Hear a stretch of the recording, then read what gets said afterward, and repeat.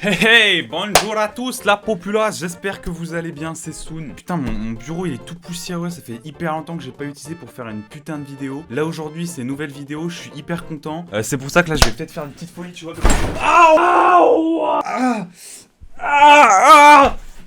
Oh putain, waouh, le truc de ouf, Moi ça va très bien, vous l'avez remarqué, je sais pas en ce moment. Oh putain, attendez 2 secondes.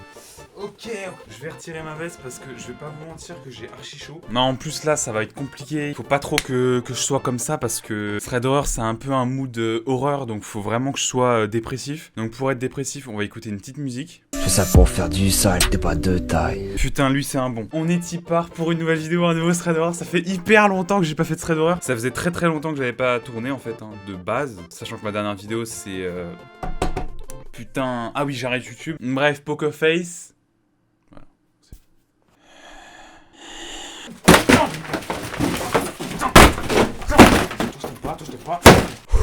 Bon, si j'ai besoin de me détendre, je sais où est-ce que je peux trouver ma détente. Bon, du coup, on est y part pour 2 histoires cette fois. Donc, les 2 histoires sont assez courtes. La première est particulièrement courte, la deuxième un petit peu plus longue. Mais du coup, je voulais pas faire une seule histoire parce qu'une seule histoire, ça aurait duré peut-être 3 minutes. Et j'ai pas non plus envie de faire des vidéos très horreur trop longues. Donc, 2 histoires assez courtes, ça me paraît pas mal, je pense. On va mettre les lumières un petit peu moins fortes. Voilà, comme ça c'est nickel.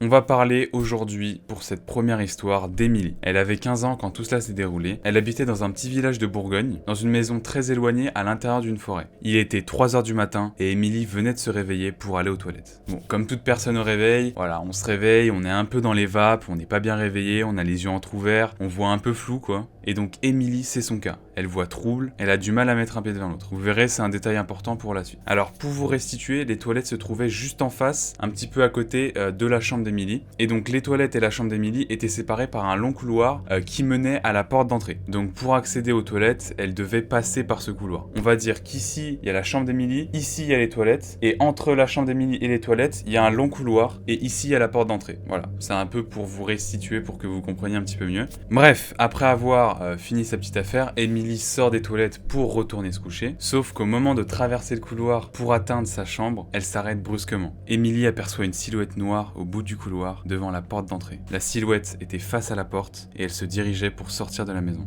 Bon, il faisait nuit, et Emilie ne voyait absolument rien de loin, donc c'était compliqué pour elle de bien distinguer la silhouette en face d'elle. Tout à coup, une voix émane de la silhouette et dit à Emilie, sans se retourner vers elle, « Bon, tu fais quoi? Va vite te rendormir. » Emilie reconnaît alors la voix de son père, et sans dire un mot, elle retourne se coucher. Cependant, à l'époque, son père travaillait très loin de la maison, et ne rentrait jamais à 3h du matin. Il rentrait plutôt en début de matinée, aux alentours de 7-8h du matin, sachant qu'il passait sa nuit au travail, donc même des fois, il pouvait rentrer plus tard. Bref, on est le lendemain, et au réveil, avant de partir à l'école, il est 7h du matin, et Emilie demande à sa mère où est son père, sachant que pour elle, il était là, bien sûr, vu qu'elle l'avait vu rentrer tard le soir. Donc Emilie, elle s'étonne parce qu'il est pas là pour prendre le petit-déj avec eux. Et donc sa mère lui répond « Je ne sais pas, mais il ne devrait pas tarder à rentrer. » Emilie, à ce moment-là, elle est sous le choc, enfin logique, elle est fille unique, elle vit seule juste avec sa mère et son père, donc qui était là hier? Qui lui a répondu? Qu'est-ce qui lui aurait arrivé si par malheur cette personne était par exemple un cambrioleur ou j'en sais rien qui était rentré par effraction et qui aurait croisé donc Emilie? On sait pas. Et on ne saura jamais,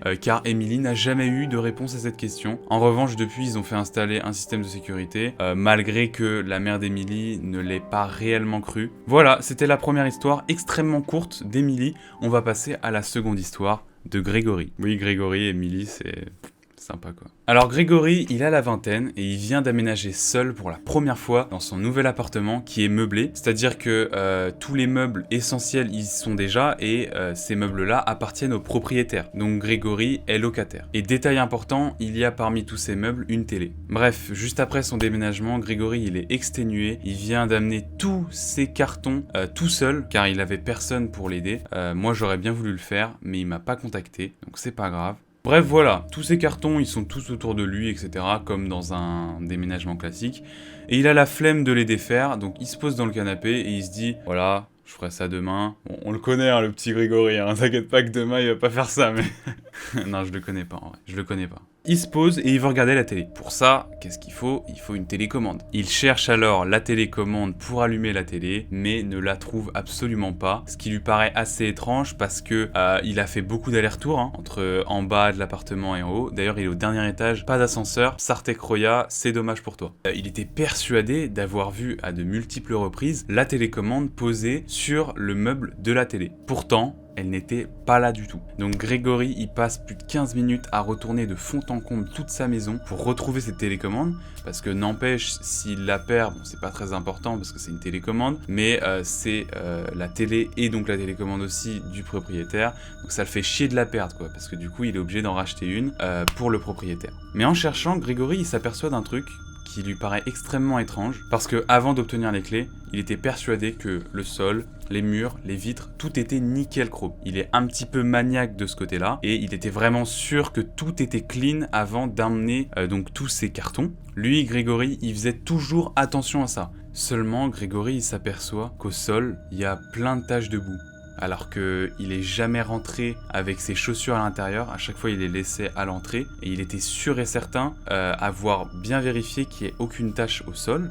Pareil, au mur, des murs blancs qui étaient de base nickel, il a remarqué qu'il y avait des taches noires, un peu comme des taches de charbon ou des taches de mains un peu de travailleurs quoi. Et pareil sur les vitres, quasiment toutes les vitres de son appartement, il y avait des traces de mains, de doigts. Pour lui, c'était impossible qu'il fasse ça lui-même. Il était en chaussettes et il a jamais touché les vitres avec ses doigts. Bon là, comme on dit dans le jargon, Grégory, il commence un petit peu à flipper sa race. Dès lors, bizarre le timing d'ailleurs, il entend des pas devant l'entrée de son appartement et d'un seul coup, il entend quelqu'un bourriner à la porte. Et il bourrine pas seulement en toquant avec ses mains, il bourrine avec ses pieds, mais très très fort.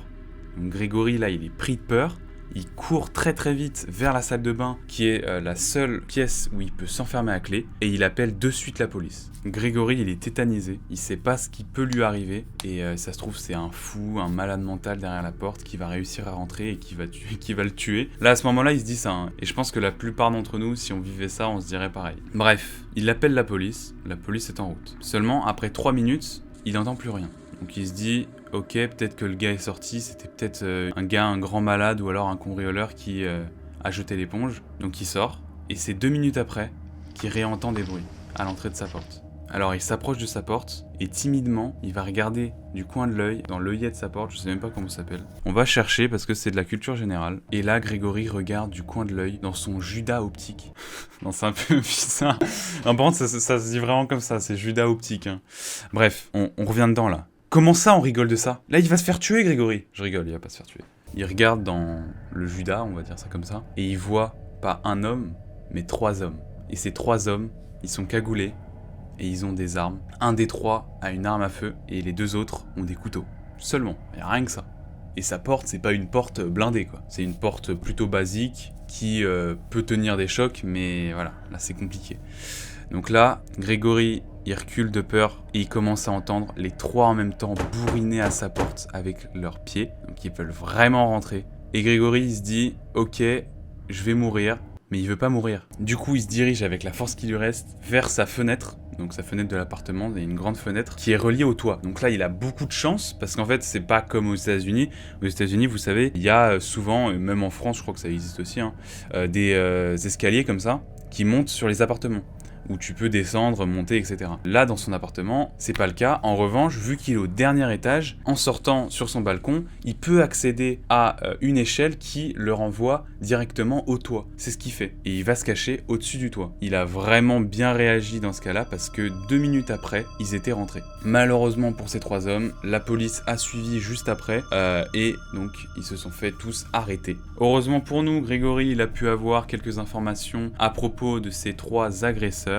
Et il paraîtrait que ces 3 hommes avaient réussi à crocheter la porte avant l'arrivée de Grégory. Alors là, ça peut paraître bizarre, mais en gros, le propriétaire a donné les clés à Grégory. Donc il est monté, il a ouvert pour voir un petit peu son appartement, mais sans ses cartons, sans rien. Donc Grégory avait les clés. Donc là, il lui restait plus qu'à déménager. Voilà, il a refermé, il est reparti chez lui, il a pris son camion, il a mis tous ses cartons dedans pour y retourner. Entre sa première visite et les cartons, etc., il s'est écoulé peut-être 4-5 heures, quoi. Il a tout fait sur une journée. tourné, mais il s'est collé au moins 4-5 heures. Donc c'est à ce moment-là qu'apparemment ces 3 hommes se seraient introduits à l'intérieur de l'appartement de Grégory, qui était vide, enfin meublé, mais aucun humain à l'intérieur en tout cas. En plus de ça, les 3 hommes, vraiment les 3, ils étaient activement recherchés pour vol à main armée, cambriolage, mais aussi meurtre. Alors, que se serait-il passé si Grégory n'était pas parti directement après la venue de ces 3 hommes, ou s'il avait des écouteurs par exemple. Imagine le mec, il est comme ça, il est posé, il entend rien. Et là, il voit des mecs rentrer comme ça avec des couteaux, et il crève, voilà. C'est un peu dommage. Mais bref, voilà tout, c'est la fin de la vidéo. J'espère qu'elle vous aura plu. Alors, elle a peut-être été extrêmement courte ou pas. En tout cas, j'ai fait 2 histoires. Alors oui, effectivement, même la deuxième histoire est plutôt courte, comparée au thread horror que j'avais fait avant. Mais j'espère que la vidéo durera au moins 7-8 minutes. Dites-moi dans les commentaires laquelle fait le plus flipper. Bon, là, en vrai, j'ai essayé de jouer un petit peu plus sur la rigolade, parce que dans tous les cas, les 2 histoires faisaient pas réellement flipper, selon moi. C'était plus des histoires un peu où il y avait un peu de tension, etc. La deuxième plus que la première. La première, en fait, on voit pas trop ce qui se passe, on comprend pas trop ce qui se passe au début. Bref, moi je vous dis à la prochaine, c'était Soon. Ciao, bye.